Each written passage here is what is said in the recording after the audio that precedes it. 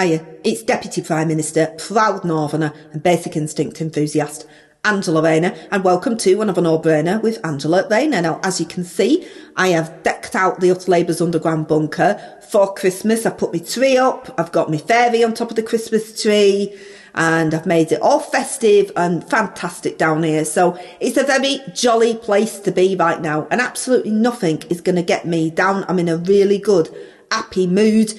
And that would include all of the backlash that I have received from the interview I did on Sky News yesterday. I have to say, it was a little bit unexpected. Our Kia rang me very early in the morning and he said, you need to go down to the Sky News studios and do an interview with Sir Trevor. And I went, when? And he said, now, go now. And I said, but I'm absolutely hanging from the night before. I was doing my Christmas decks and I knocked back a few sherries. He said, I don't care, just go now.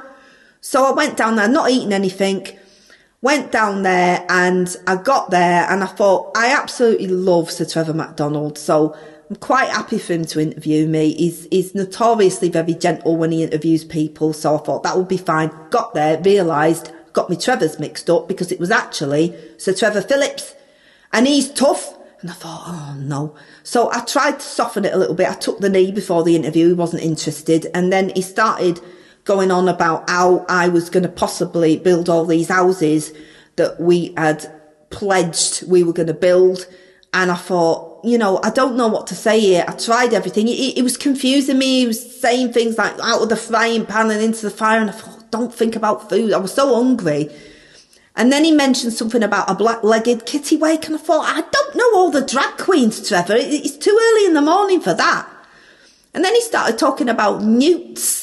And, you know, what are we going to do if you're building on a place where there's newts and they're protected? And I said, look, we can't have a situation where a newt is more protected than someone who needs an house. And that kicked everybody off on X.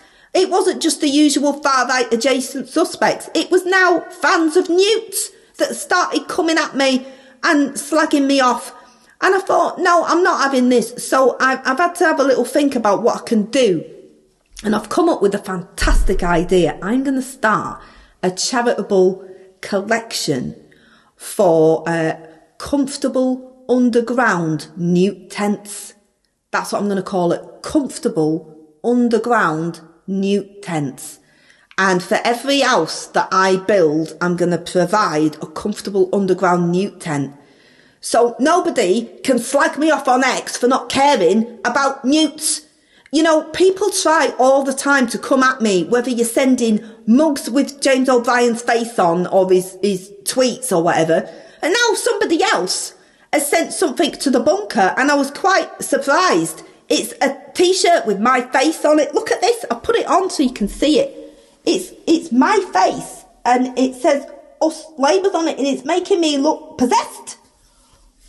What is this? What is going on here? I'm not having this. Do you know what? I'm going to take full ownership. You're not owning me. That's Gen Z speak for getting the better of.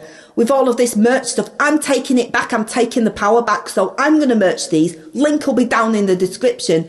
And I will be taking control from now on. So you think you've got the better of me? You haven't.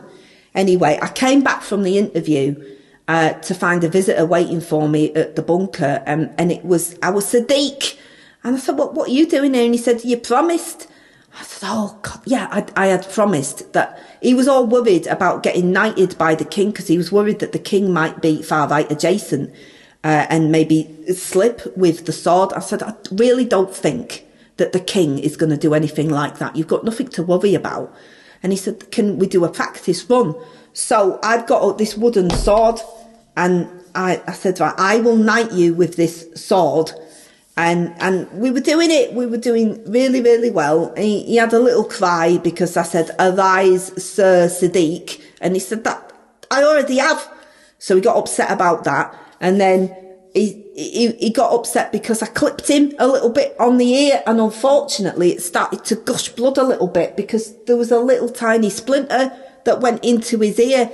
And I thought we got it under control. I said, just stay here for a bit. And until it stops, and I bandaged it up a bit. But unfortunately, it's not stopping. So I'm going to have to take him down to A&E now. He's feeling very sorry for himself and he's seriously wondering whether he should risk I don't think the king's going to slip up, to be honest. I mean, I'm sure there won't be any splinters on their ceremonial swords. He's got nothing to worry about. Honestly, I could do without it right now. I've got enough going. It's only Monday and we've got a lot going on this week.